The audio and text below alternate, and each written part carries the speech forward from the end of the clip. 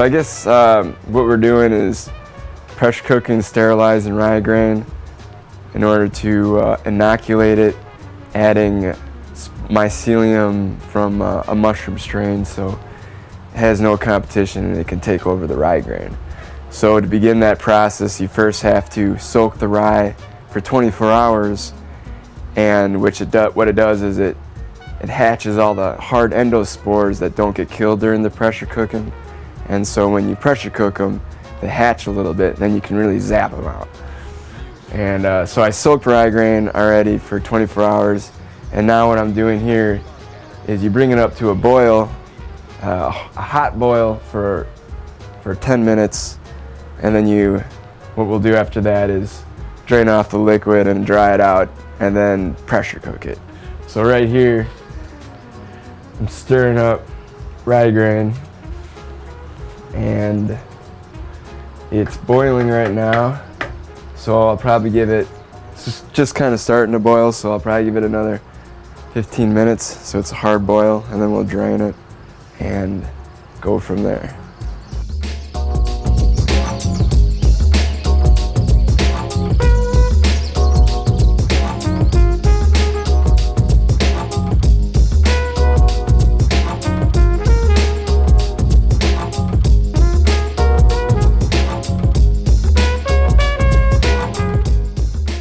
When you fill up the bags before you pressure cook it, you don't want the rye to be wet.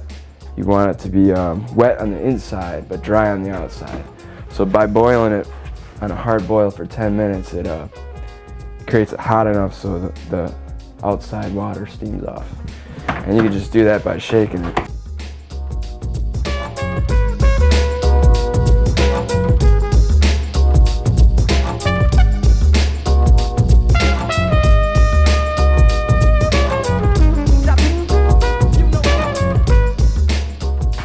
I had enough for one bag and I had extra, so I don't like to waste it, so I'm gonna make some jars too. And this is priority mail.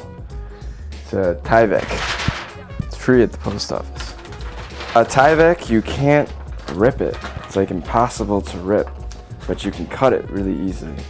And it's used for all sorts of commercial reasons, but it breathes too, so it's not like moisture will stay in it. And it's kind of what we want. I'm going to cut 2 squares to put over these jars, and then put the lids on, which each have a hole on top, so it'll allow it. It's like a filter patch.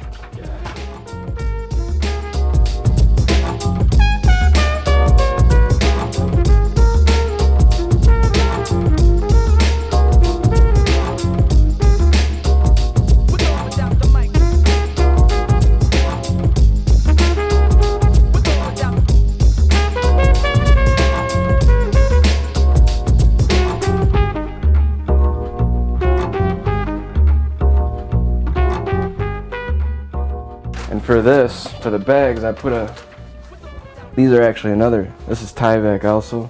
It's lab coat sleeves. So you put your arm in there.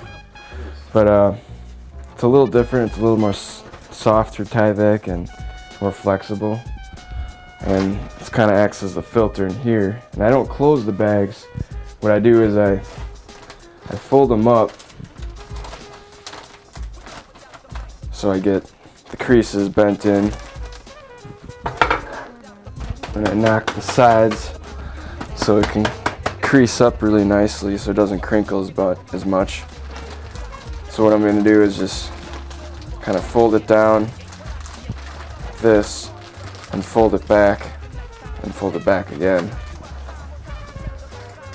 And the bag's all ready to go. What it does is when you pressure cook it, all the air gets sucked out and it creates a vacuum seal. So when it comes time that you need to inoculate and you have sterile conditions, it'll be all sealed up and ready to go. So that goes in here.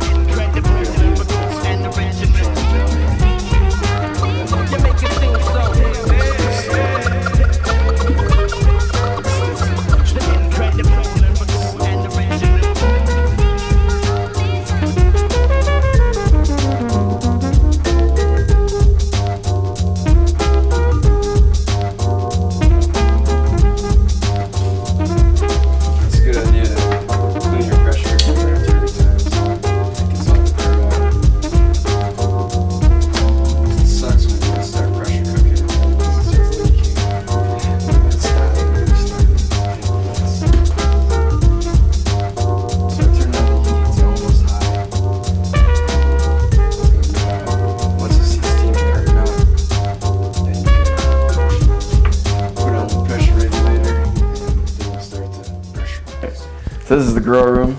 It's got stainless steel shelving, wire twisted together, and put on this EMT electrical conduit as a frame, and these wooden blocks we drilled holes in, and they act as connecting pieces.